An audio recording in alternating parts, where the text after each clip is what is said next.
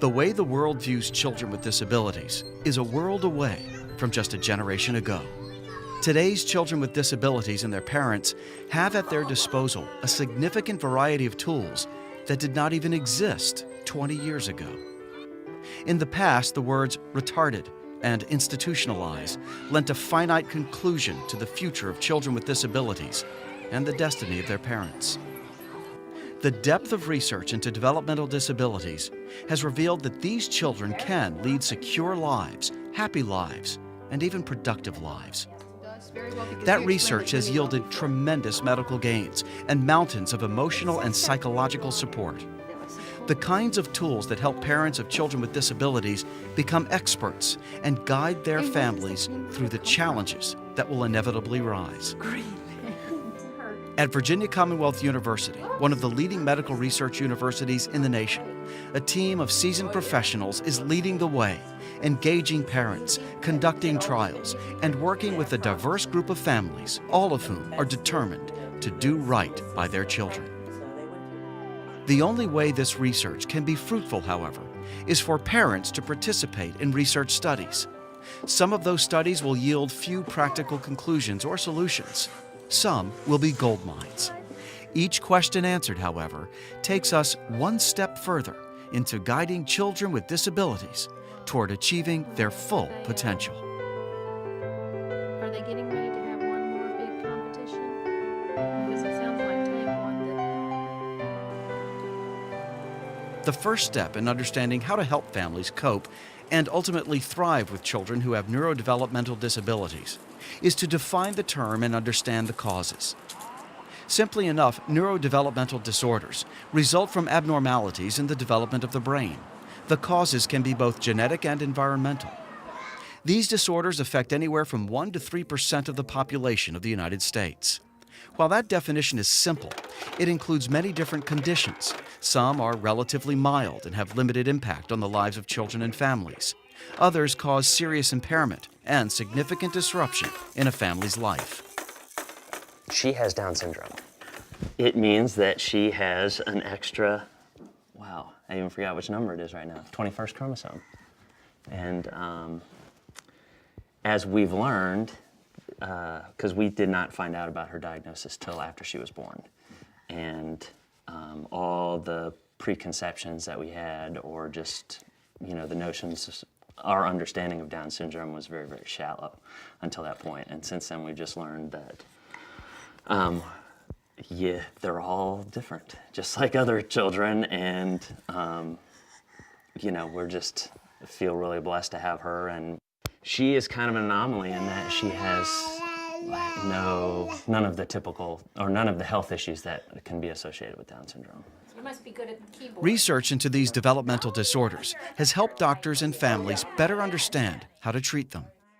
An example would be neurological disorders, the storage or lysosomal storage disorders, where children lack an enzyme to break down the series of steps necessary to basically be responsible for nerve development. And through a lot of hard work, the participation of children and their families in trials, we now have therapies that basically replace enzymes that are missing in the body.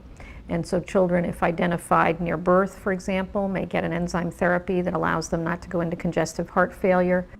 Clinical trials that parents and their children participate in help doctors and scientists find answers to difficult questions about neurodevelopmental disorders. A clinical trial is a research study that's designed to test whether or not a particular intervention works for a particular condition. And so when one sets up a clinical trial, you choose the condition that you're interested in addressing and set up a specific study to evaluate whether or not an intervention works. These trials are conducted following vigorous scientific standards to ensure their credibility. One of the methods to achieve this credibility is random assignment to different treatment conditions. So randomization of assignment is a really important piece of it. Another thing that's often applied to clinical trials is, a term that's often applied to them, is that they're called double-blind. And what that means is that the individuals who are receiving the intervention don't know whether they're getting the active treatment or not. And the investigators who are evaluating the effects of the treatment don't know whether the individual got the active treatment or not. And so both the subjects and the investigators are blind to whether or not the individual is receiving what the experimental treatment is. Cameron, can I have some tea, please? Sure. The ultimate key to getting the right answers, everything from learning how to educate children with neurological conditions to possibly finding cures, comes down to parents. Only the parents of these children can enroll them in studies. Only parents can do the diligent work and observation that helps researchers understand the diagnosis and treatment of neurodevelopmental disorders. Only parents can decide whether to carve out the time in their busy lives to take part in these studies. But without their participation, those studies simply cannot be conducted. They are a critical part of the search for answers.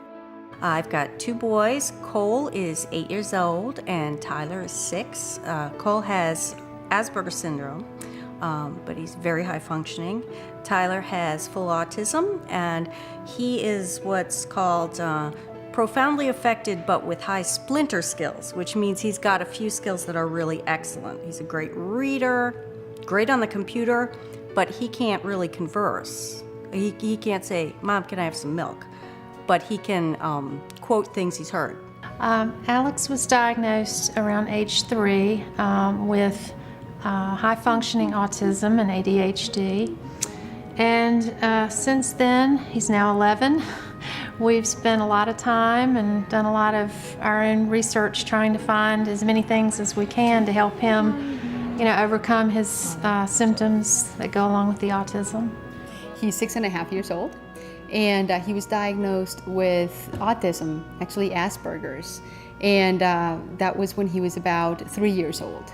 So we kept on going with the diagnosis until, as they get older, it's easier to refine and know really where they're going, because at 3 it's just such a hodgepodge of things showing up. Well, Becky has Down syndrome, and she also has ADHD, attention deficit hyperactivity disorder.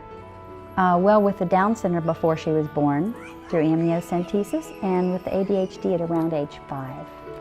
Who wants to go play on the playground? Who wants to play on the playground? When I was pregnant, we didn't expect any difficulty, anything out of the ordinary at all.